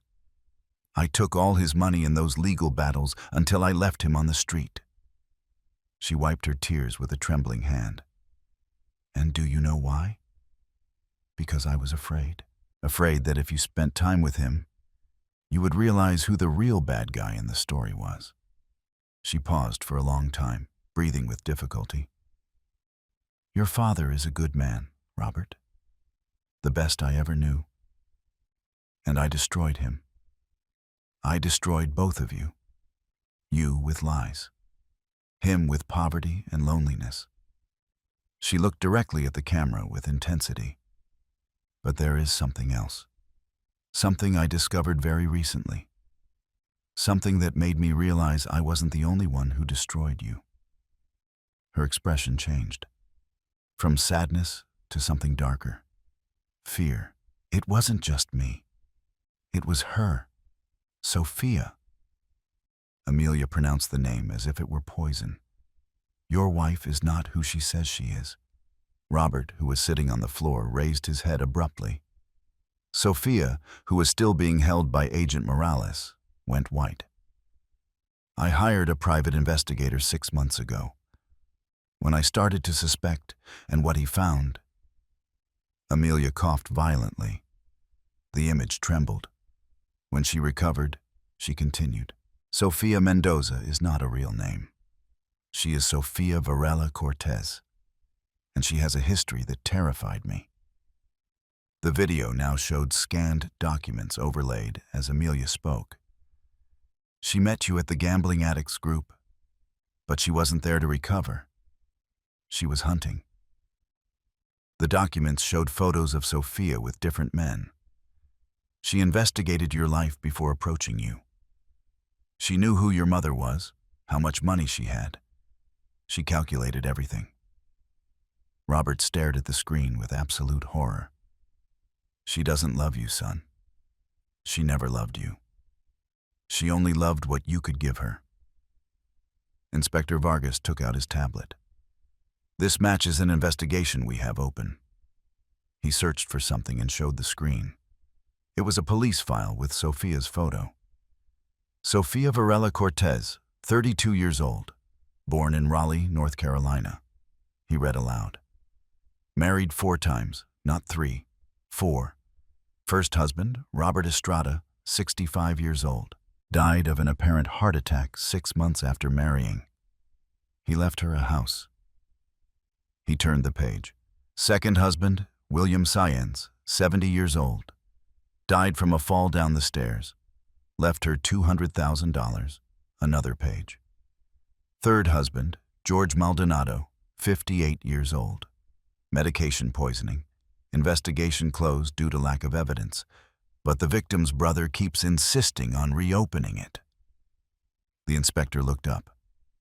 And now she is married to you, Mr. Robert, whose stepfather died mysteriously 2 years after modifying his will. The silence was absolute. Sofia shook her head, but no one believed her anymore.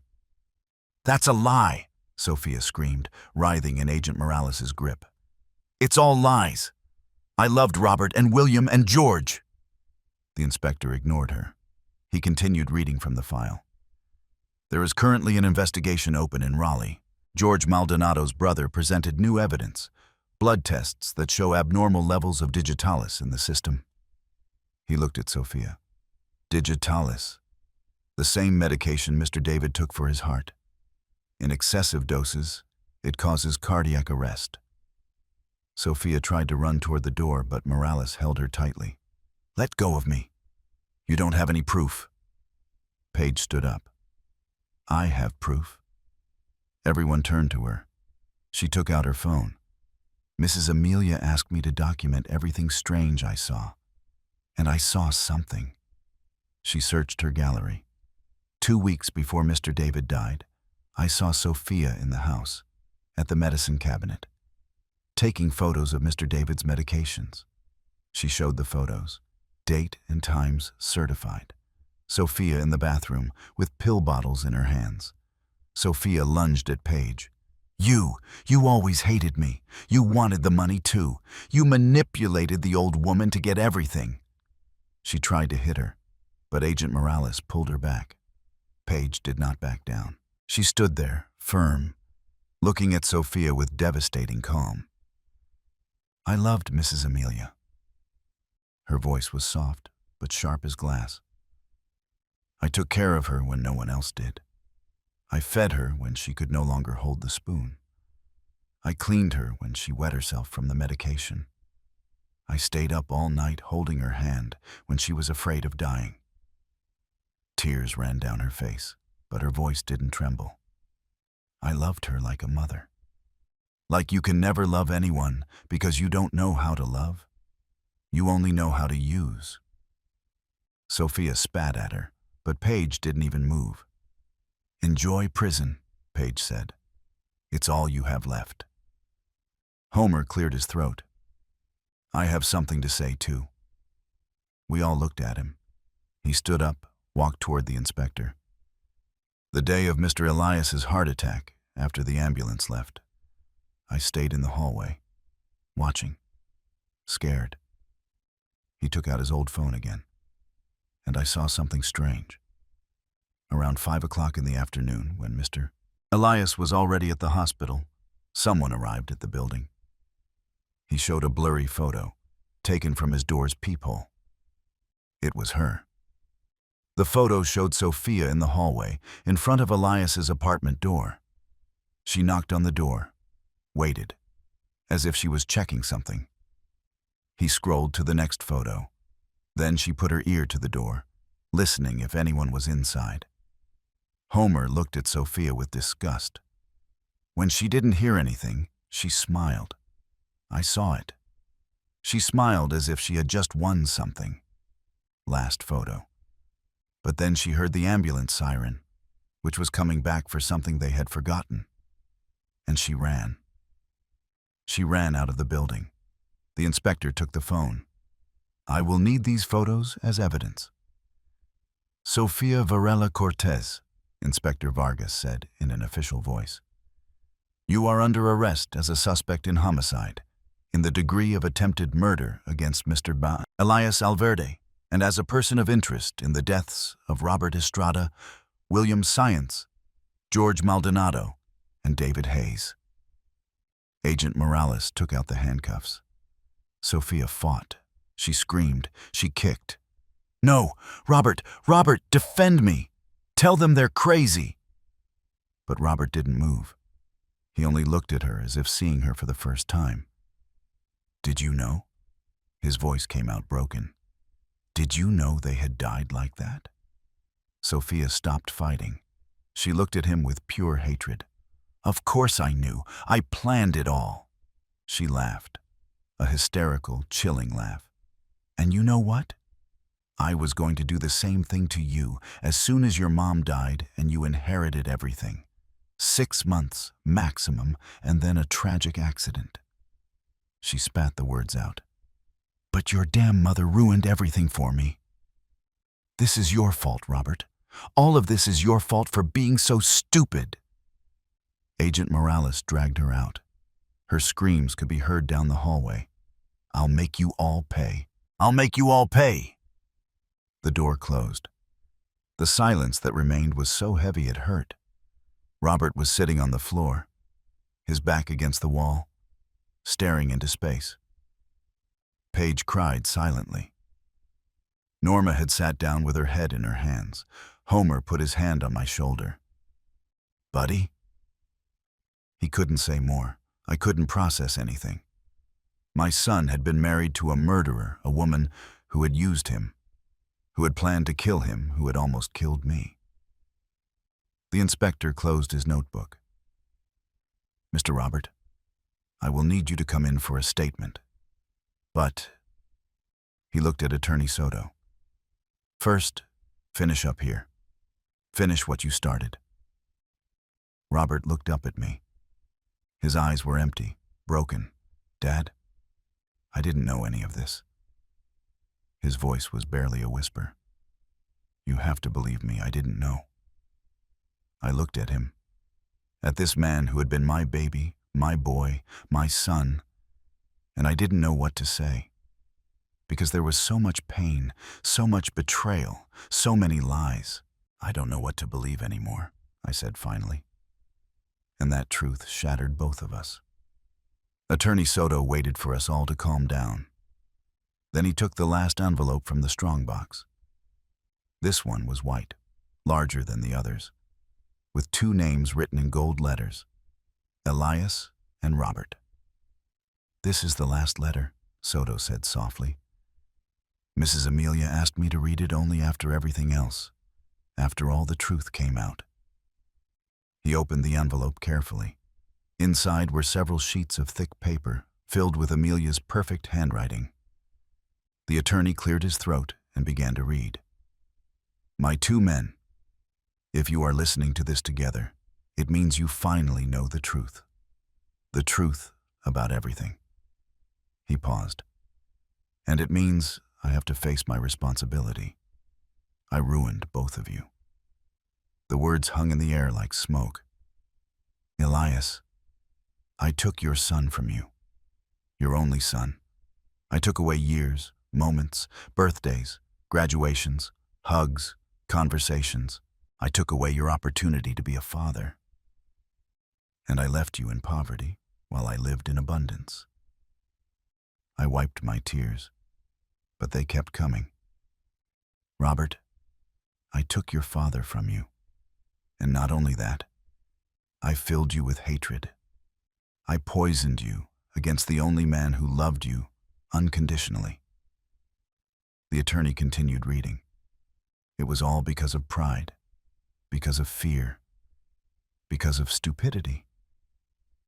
Amelia's voice, through Soto's words, sounded broken.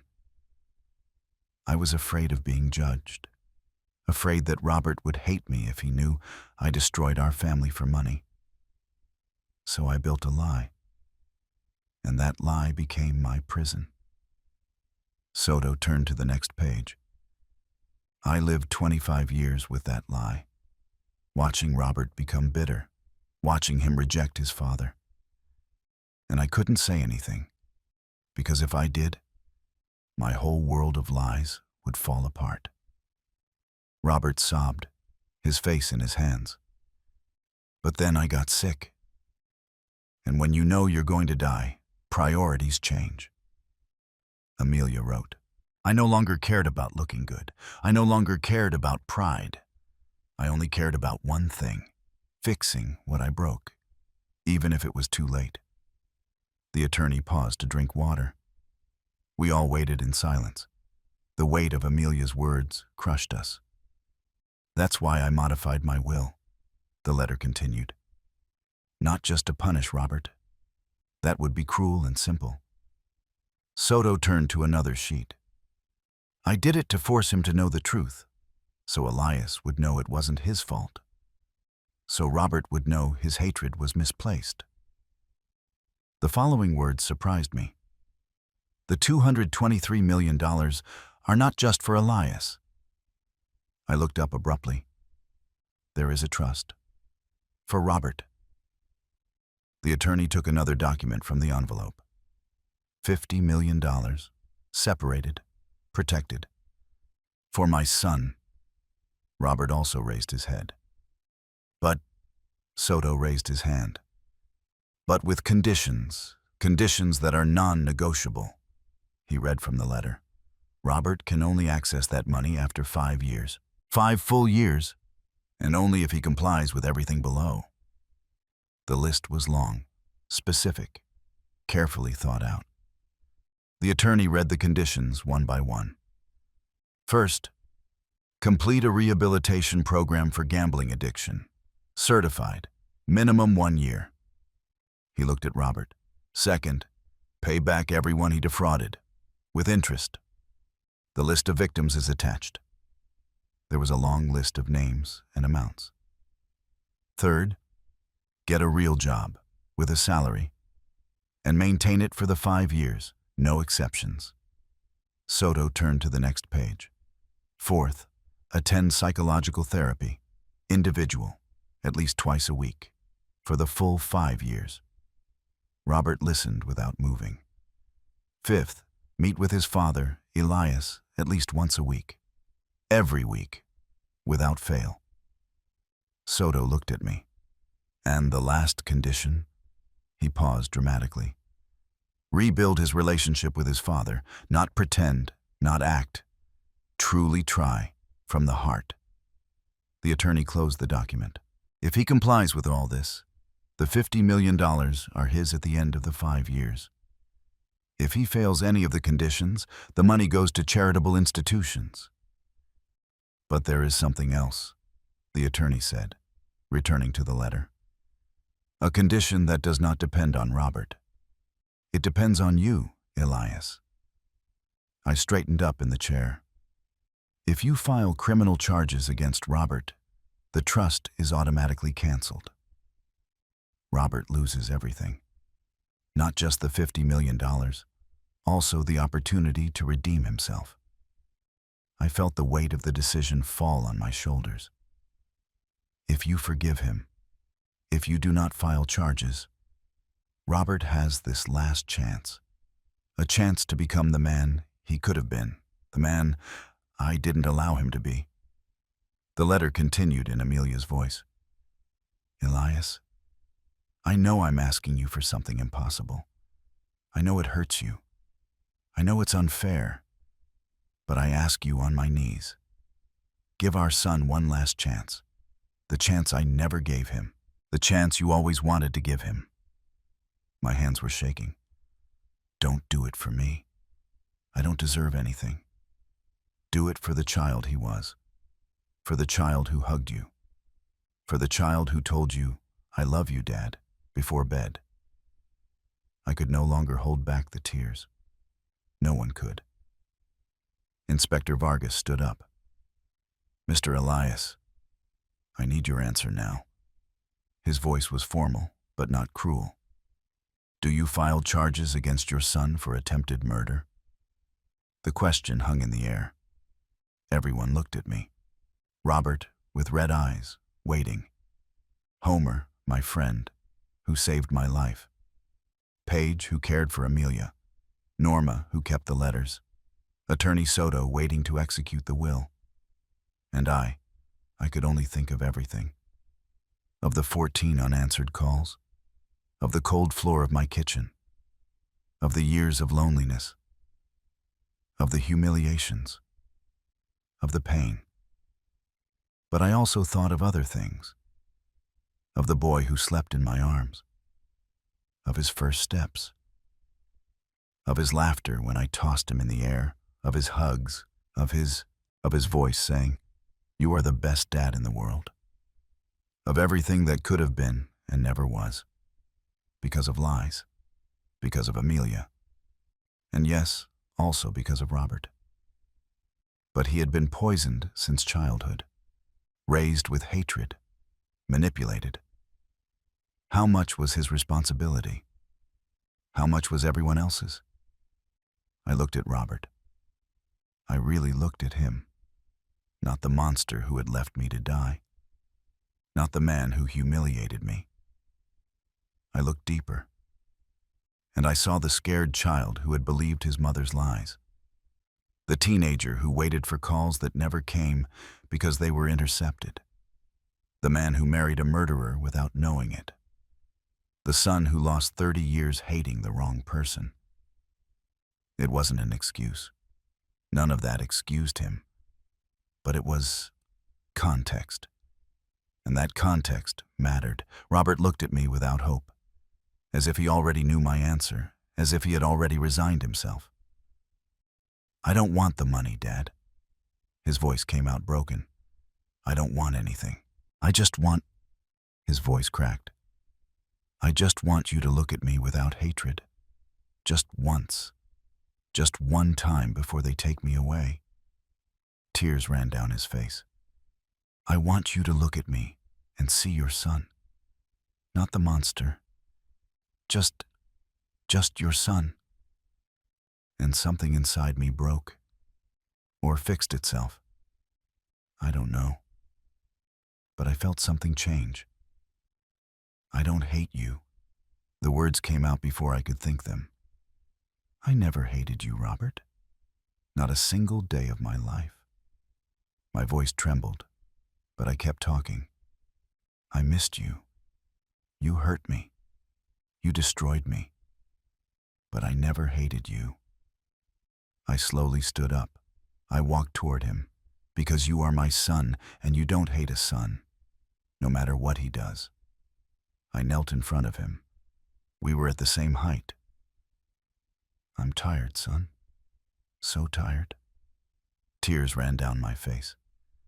Tired of hatred, of pain, of war, of loss. I put my hand on his cheek. He flinched. "I don't know if we can ever be father and son again. I don't know if you can fix what you broke. I don't know if I can fully forgive." I paused. "But I want to try. I want to give you the opportunity your mother never gave you. The opportunity to choose who you want to be." Robert sobbed and collapsed against me. And for the first time in 30 years, I hugged my son. And he hugged me, and we cried together.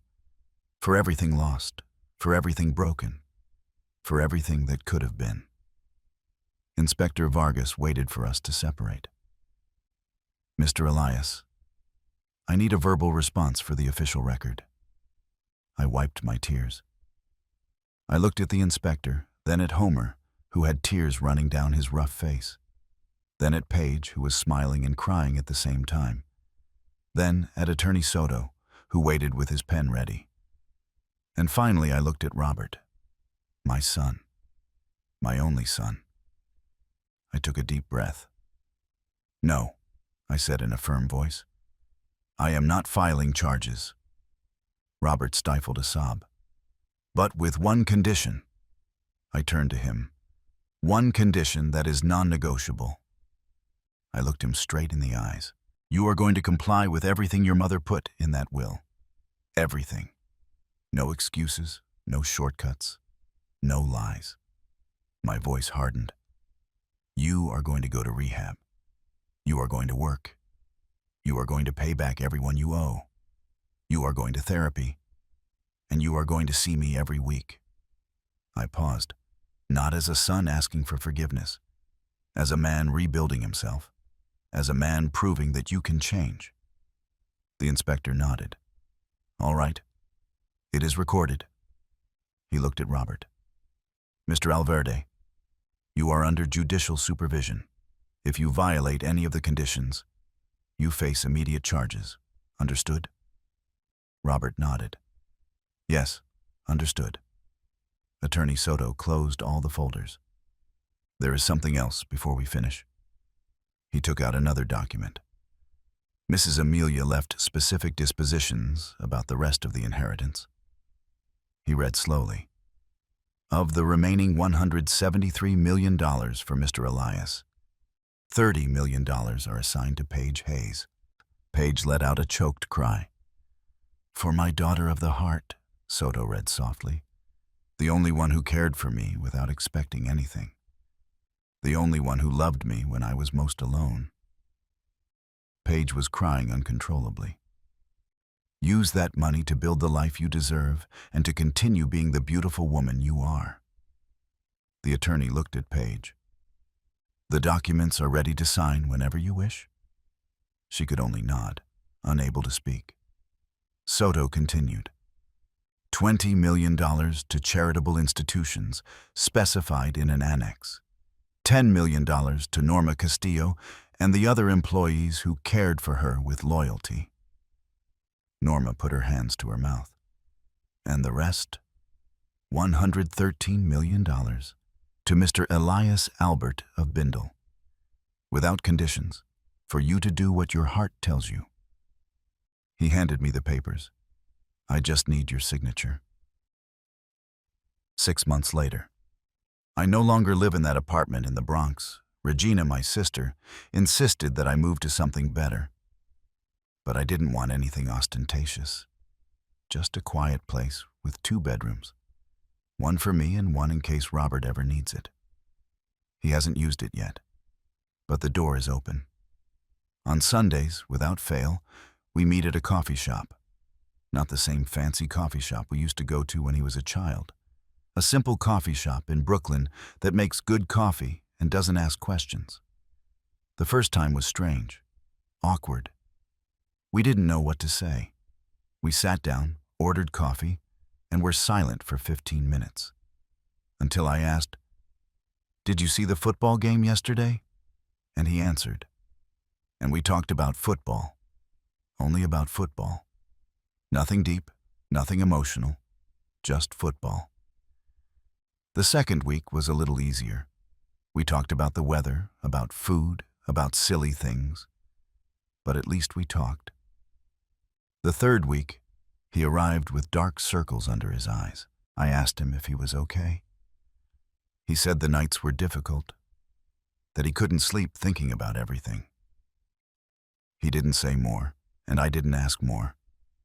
But we were there, together, in silence. And that meant something. Robert kept his word. He entered rehab the day after the will reading, a center in Connecticut.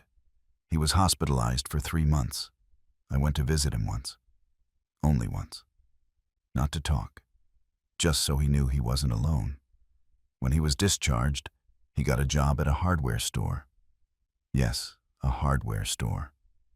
Mr. Edward Davis, the owner, is Homer's friend. He gave him a chance. Robert works Monday to Saturday, 8 hours a day, selling nails, paint, tools. He is paid the minimum wage. He lives in a small apartment in Queens. 2 bedrooms, no luxuries. Homer says he sees him come home every day, tired, dirty, with paint-stained hands. But he comes home, and the next day he goes back. And that also means something. He goes to therapy 3 times a week with Dr. Miranda Hayes. She called me once. She asked if she could speak with me. I said yes. She told me Robert is fighting, that there are good days and very bad days, that he still has impulses to gamble, that sometimes he hates himself so much he doesn't want to get up. But he gets up. And that, she told me, is what matters. Last Sunday, when we met at the coffee shop, Robert arrived differently. I don't know how to explain it.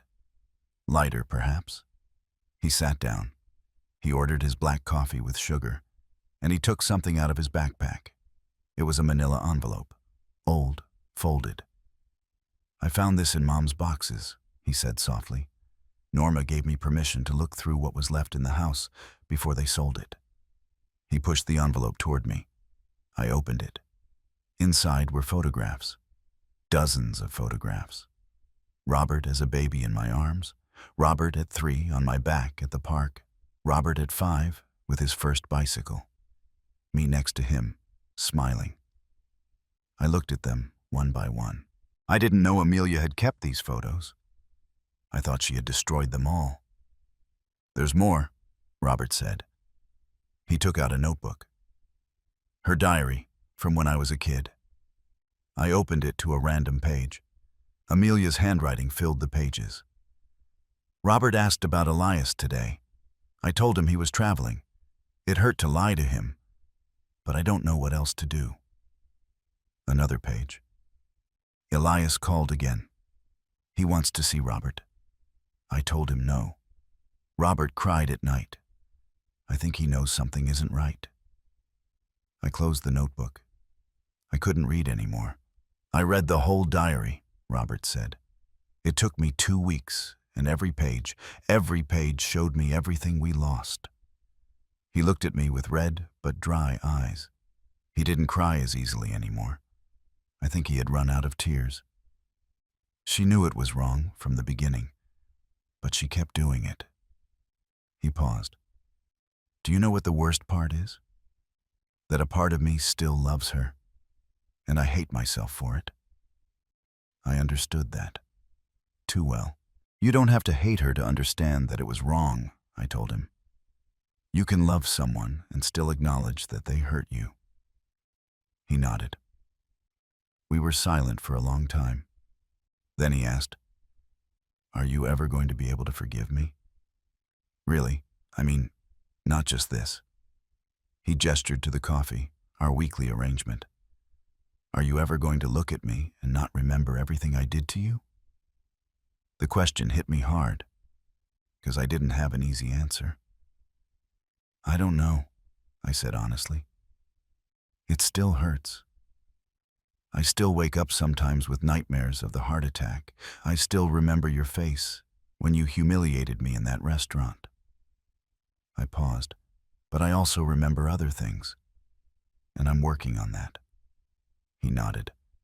He seemed to understand. "I used the money as Amelia wanted. Not for me. Well, a little for me. I bought new clothes, shoes that don't hurt my feet. I paid for the house Regina always wanted. She cried so much I thought she was going to have a heart attack. I paid for Homer's hip surgery. He had been waiting 3 years for it because he didn't have insurance. Now he walks without pain for the first time in a decade. I gave Paige a job at the foundation I created, the Amelia Fuentes Foundation, for women leaving abusive relationships. Paige runs everything. She's good at it. She has that rare combination of firmness and compassion. We've already opened 3 centers in New York City, Raleigh, and Los Angeles. Norma manages the finances. She is better with numbers than any accountant I could have hired. And the rest of the money is invested, generating interest to help more people, to build more centers, to do something good with all that pain. Because if I learned anything from all this, it's that pain can destroy you, or it can transform you, and I chose the latter. Yesterday was Sunday again. Robert came to the coffee shop, but this time he brought something else in his hands. A small wooden frame. He placed it on the table. It was a photo. The photo. The 2 of us when he was 5 years old. Me carrying him on my shoulders, both of us smiling, happy. "I had it restored," he said. "It was stained, torn, but a man downtown fixed it." The photo looked perfect, the colors revived, the faces clear. I took it from the letters, the ones you sent me. He touched the frame carefully. I read them all, every single one. It took me weeks. And in every letter, in every damn letter, you told me you loved me, that you missed me, that you were waiting for me. He looked at me. 30 years, Dad. 30 years you were telling me you loved me, and I thought you had forgotten me. He pushed the frame toward me. This is for you.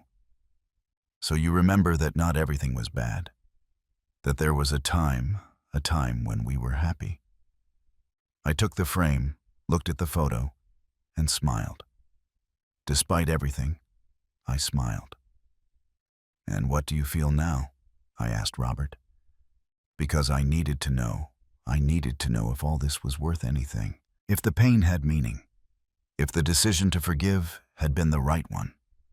He thought for a long time, stirring the coffee that was already cold, looking into the cup as if it held the answers. Finally, he spoke. That I lost 30 years. His voice was soft, but sure.